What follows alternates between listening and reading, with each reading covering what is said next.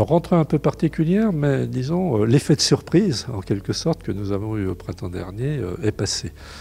Cette crise du Covid où, brutalement, le 16 mars, on a dû fermer un peu en catastrophe l'université et passer brutalement de cours qui étaient totalement en présentiel, selon la grande tradition, en totalité en distanciel, a été une vraie épreuve. Donc tout le monde, avec beaucoup de bonne volonté, a fait de son mieux. Mais on peut le dire maintenant, cela a été quand même du grand bricolage. Tirant un petit peu la leçon de tout cela, à partir de la fin du confinement, donc à partir du mois de mai, à la fois nous avons terminé l'année, il y avait des examens à faire passer aux étudiants. Donc ces examens ont bien eu lieu, les diplômes ont bien été décernés. Et puis en parallèle, nous avons travaillé à l'organisation de cette année à venir. Ces mesures, elles s'organisent sous la forme d'un plan que l'on a voulu adaptatif, évolutif, sur 4 niveaux.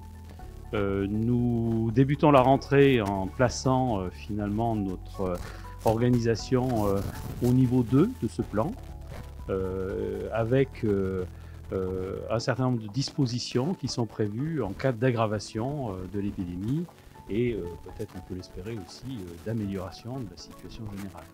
Je pense que cet épisode nous a surtout amené à explorer des manières de travailler que l'on avait jusqu'à présent peut-être un petit peu laissé de côté, ou en tout cas pas forcément utilisé à haute dose, et que cette expérience un peu contrainte nous a permis à nos enseignants, nos chercheurs, finalement d'apprendre beaucoup sur de nouvelles formes de communication et de relations avec l'étudiant. Alors, il y en a évidemment énormément. Il y a eu beaucoup d'appels à projets qui ont été organisés, soit au niveau national, soit au niveau international. Et par chance, mais aussi par le travail, le fruit du travail des uns et des autres, nous avons remporté tous les appels à projets auxquels nous avons participé.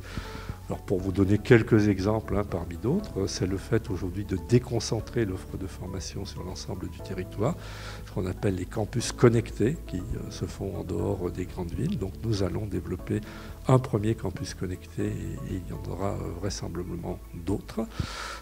C'est un appel à projet national, par exemple, sur l'hybridation des formations, qui va nous permettre justement de panacher ces enseignements en présentiel et en distanciel, que ce soit pour travailler avec des partenaires européens, avec des partenaires américains, avec des partenaires asiatiques dans le cadre de double diplôme, de diplômes partagés, avec nos campus connectés que nous venons d'évoquer, ou avec nos partenaires de l'Université européenne, puisque ce pourrait être le troisième exemple. La Commission européenne a lancé un grand appel à projets auprès des universités de l'ensemble de l'Europe. 40 établissements nouveaux ont été retenus, ce qu'on appelle des alliances européennes, et donc nous sommes dans une de ces 40 alliances. Nous avons été même moteurs du projet de cette alliance-là, qui prend le nom d'UNITA, et que nous partageons avec l'Université de Pau et des Pays de l'Adour en France, mais surtout l'Université de Turin, à proximité de nous en Italie, l'Université de Saragosse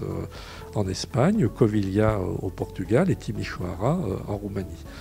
Eh bien, je crois que le mot, je viens de l'indiquer, c'est qu'il faut, à travers cette expérience, essayer de voir le côté positif des choses, à la fois être pleinement responsable, c'est-à-dire que dans une organisation comme l'université, avec une diversité des personnels, diversité des étudiants, savoir faire appel au sens des responsabilités de chacun, et en même temps, à travers la nécessaire adaptation à une situation nouvelle, montrer finalement toute l'intelligence de l'université pour pouvoir continuer à fonctionner dans des situations qui sont partiellement dégradées. Cette rentrée, comme toujours, on a préparé le pire, comme je vous le disais, on espère le meilleur, et puis on prendra ce qui viendra, tout simplement.